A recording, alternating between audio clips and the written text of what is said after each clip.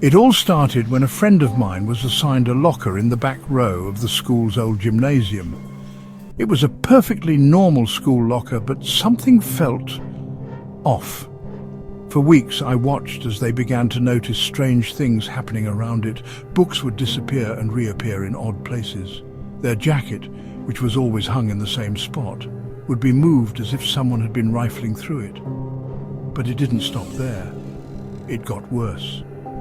Every time they'd walk past that row of lockers, a sudden chill would run up their spine, like ice water crawling under their skin. The worst part? It felt like someone was watching them from behind. One evening, after an after-school event, they went to grab their things and noticed something they hadn't seen before. The locker door was left. Hesitant, they opened it, and inside they found something that froze them in place. A crumpled, yellowed piece of newspaper, its edges worn and fragile. The headline read, it described a student who died in the gym years before, in an accident so gruesome it was whispered about in the halls even to this day. And that's when it hit them, the footsteps, faint, almost inaudible. But they were there, always following them, no matter how fast they walked, no matter how many corners they turned. Who or what was following them? From that moment on, the footsteps never stopped. I had another friend, let's call her Emily, who swore she saw a classmate vanish. And not in the way you think. It was biology class. A full room of students, but one in particular caught Emily's attention, a quiet girl sitting at the far corner of the room. Emily remembers turning to ask her a question, but when she looked back, the seat was empty. At first, she thought maybe the girl had gone to the bathroom, but when the teacher called roll, the name didn't match anyone on the roster. Confused, she asked around. No one had ever heard of a student by that name. The teacher just shrugged it off as a mistake, but Emily, she couldn't shake the feeling.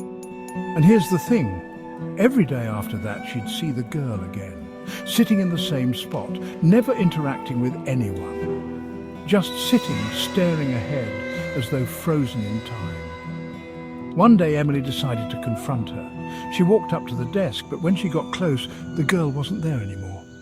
The seat empty, but someone else had sat there. And Emily realized she hadn't moved in months. Was she even real?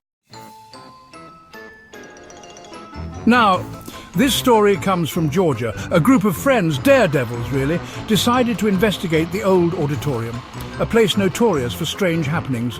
The rumours were always there, whispers about doors slamming, lights flickering, and even disembodied whispers when no one else was around. So one night they gathered their courage, brought a flashlight and ventured in. The air was heavy, thick with dust and something else, something cold. But it was the silence that struck them first, too quiet, and then movement. On the stage, shadowy figures darted across the backdrop, but when they turned their lights on, nothing, just empty, dark space.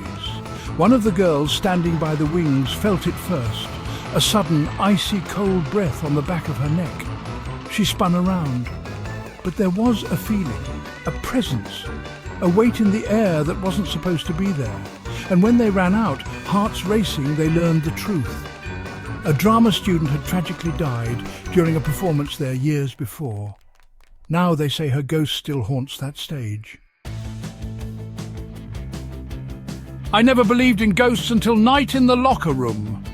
A few of my teammates, athletes mind you, stayed late after practice one evening. We were the last ones in the school. The lockers echoed with the sound of our footsteps, but something was off. The temperature dropped. You could almost see your breath in the air. We thought it was a draft, but then we heard it, a soft, faint sobbing. It wasn't any of us.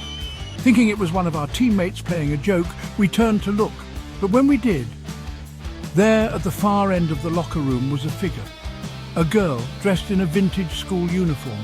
Her back was turned, and when she turned around, her face, it was gone.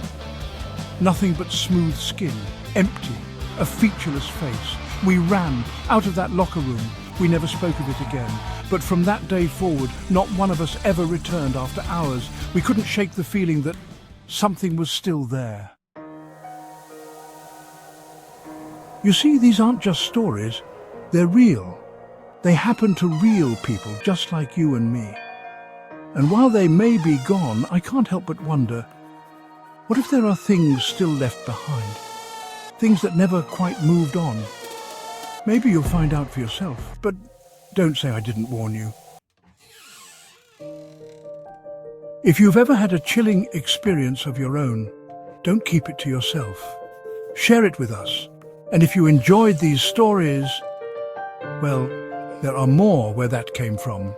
Stay tuned and stay safe, because you never know who or what is watching.